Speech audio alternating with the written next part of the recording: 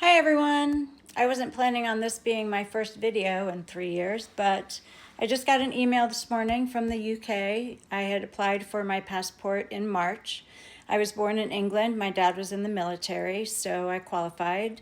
And I sent all the documentation. I paid the amount of money it was required, and then they required someone to verify my identity. So I chose someone that had known me for more than 19 years, and they went through the process, and for some reason they were denied. So I'm not sure why. I wasn't given any explanation, so I chose somebody else. And this person has known me for 10 years, so they went through the process and they were also denied.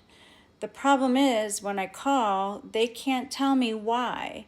So when I get somebody else to go through the process again, I don't know what they're looking for. And the email that I received today said that my application was going to be denied on January 1st if I didn't get somebody to verify my identity. So every time I mail them stuff, and I've had to mail follow-up documentations a couple of times, so $50 each time I mail something. And then I also had to call them a couple of times. And now I know that I could have paid $15 a month for international calling, although I didn't think of it at the time. So twice I paid $50 for just one phone call, for each phone call.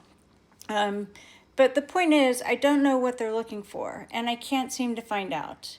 They can't tell me. When I call, they say, well, it's up to the examiner and we don't know why. Well, then why am I going to keep asking people to do it when it's not clear what you're looking for? Now, I do know that part of the problem, the problem, period, is that when I applied with my first name, Lisa Beth, all one word, Lisa small B-E-T-H. My birth certificate has Lisa Beth as two words. My first name is Lisa, my middle name was Beth. When I got married almost 30 years ago, I changed my name from Lisa Beth, and I made the first name Lisa Beth one word.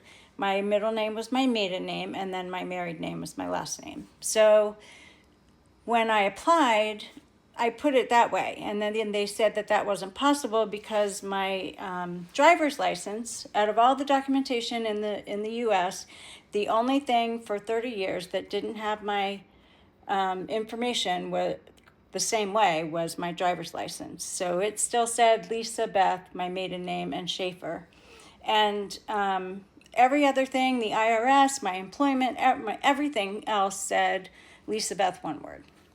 So they asked me to send information for my new name as Lisa Beth two words. And I'm like, that's not my new name.